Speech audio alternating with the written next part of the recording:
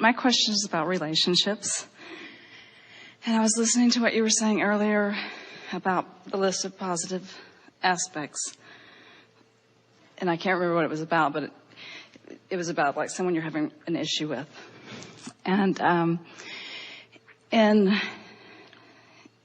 a relationship, how do you know when you should just move on to another relationship or go out on your own or divorce? Well, here's the thing. First, we want to acquaint you with your vortex and help you to make that your predominant relationship. So when you care about the relationship, the vibrational relationship between you and you, now you're standing on solid ground. And then the relationship of the vortex, or the energy of the vortex, will call you to your best good, to what you are really wanting. It's that easy for us to say thing about just don't leave a relationship from outside the vortex. Make sure you're in the vortex.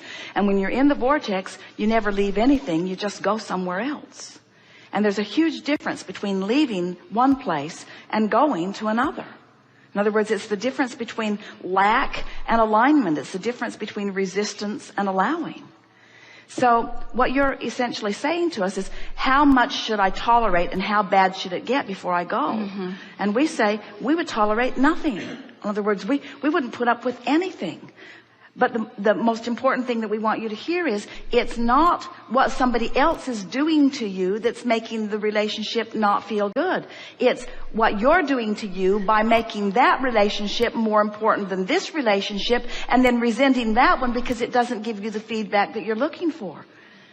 In other words, when you're looking to another person to buoy you up, to fulfill you, to reassure you, to adore you, to love you unconditionally, you're asking something from someone that you shouldn't be asking of anyone other than the source within your vortex, because it's not their job to hold you as their singular object of attention so that they're there for you anytime you need them. Your inner being is always there for you anytime you need them, anytime you want, anytime. The resources of source are always there for you, you see. So we think that a whole lot of people, in fact, nearly every person, uses relationships in a really screwy way by asking anyone to be my rock. You're my rock. You're my reason for living. You're my anchor. You're my ball and chain. In other words, free them all. And more important, free yourself from needing them to behave, you see. And we know there are things that go on in relationships, in your relationship, that you don't want, and that no one should ask you to put up with. We just want you to know that you can't get to where you want to be by being mostly aware of what you don't want. So here's how it works. So this troubling relationship is causing you, and has been causing you for some time, to create a really different relationship in your vortex. Every time you are disrespected, a more respectful relationship cues up. Every time you are misunderstood, a more understanding relationship is queued up. Every time you are unappreciated, a more appreciative relationship is queuing up.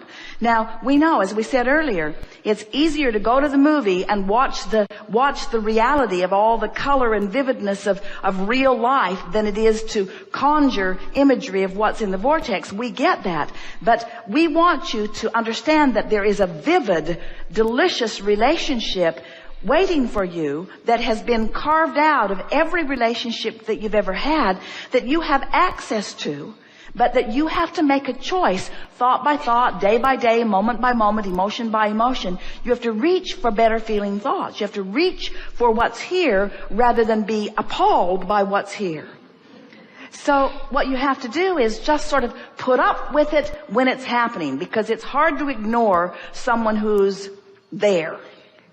It's hard to ignore something when it's happening. Don't even try. But in those moments when you're not being tested to the fullest, In those moments when you're lying in the privacy of your own mind in bed and you have the ability to conjure thoughts, think about the vortex, not about the better relationship. Think about the vortex. Think about the peace and wonder and fulfillment of the vortex. Because what happens is, you see, you've already done step one. You've already put the relationship you want in the vortex. Now, the more you soothe yourself, the more you allow your vibration to raise, until eventually, it is our promise to you, your vibration will raise to the frequency of your vortex, and then you are a cooperative component to all of the things that you've put there. And then the impulse to act will be so strong that you will not be able to deny it. But it won't be a moving away from, it will be a coming home to feeling.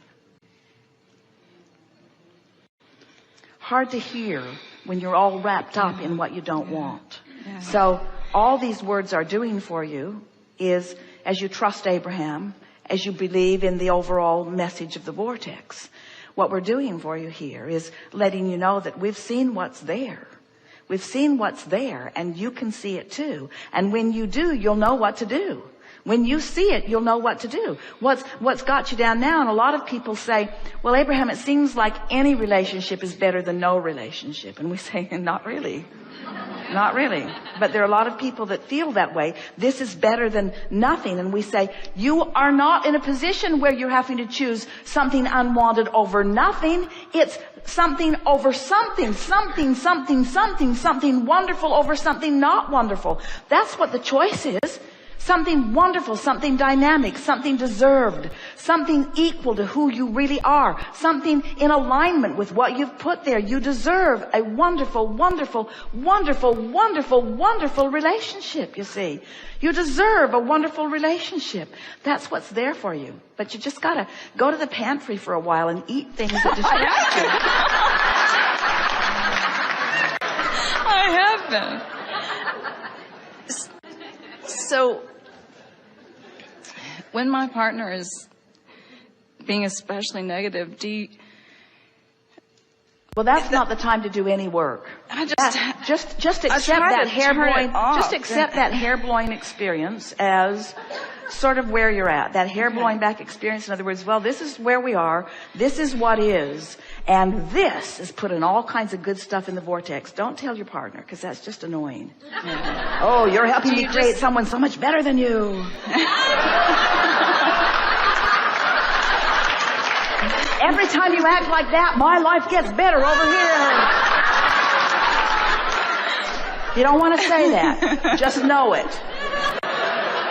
So, do you just leave the room every time? Do you just say again? To distract yourself from like the ongoing negative stuff? Do you just leave the room every time? You know just what? Go into your... You know what's interesting about this? You all watch television with all that stuff going on that's negative without feeling a need to leave the room.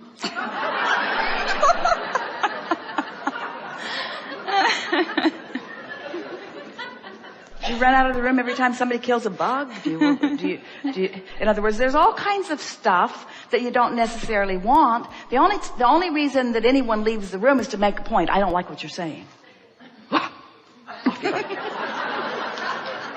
In other words, you want to de-emphasize. You want to de-emphasize the unwanted. Okay. So be here. This is the key or the trick that you're looking for. How can I be inside of it, right smack dab in the middle of a manifestation that is unpleasing, and offering a different vibration? Mm-hmm. Well, watch your children. They figured it out. They ignore you. They pretend like you're not there. They don't hear anything you say. You could be just in a horrible mood and they don't know. They don't care. They're not hanging on your every word. They're in their own world. You keep shaking them, dragging them back in and saying, listen to me, listen to me, listen to me. And maybe sometimes your relationship does that to you too, but we think you're exaggerating. We think you have the ability to bliss out far more often than You've been giving yourself credit. Our friend did it, and the happier she got, the more out of vibrational sync she became with the one who was giving her grief, until the universe just put them in different places. You see. So first we want to be clear. We are not for a moment suggesting that every time you feel that way in a relationship that it means you're moving on to another person. Because often the very person who helped you create the better relationship can be the person who helps you fulfill it once you get caught up to speed with what you're really wanting. In other words, that's one of the benefits of not taking action too soon.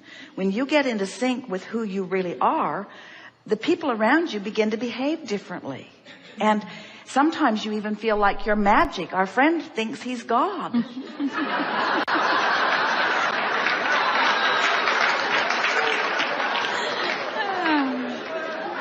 And we do too.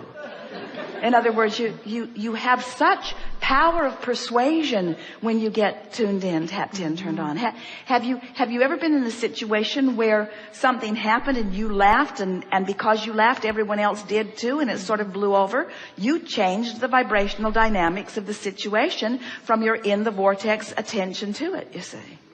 So what have we said to you here? First, don't be hard on yourself. But second, and equally, don't be hard on the other person. Because you can't get to the person that you really want while you're railing against the person you don't want. You can't get to the behavior that you really want while you're taking detailed notes of what's wrong with what's going on. In other words, you're wanting to deactivate that in your vibration. And we've never known anyone who could deactivate something without activating something else. In other words, you just can't push against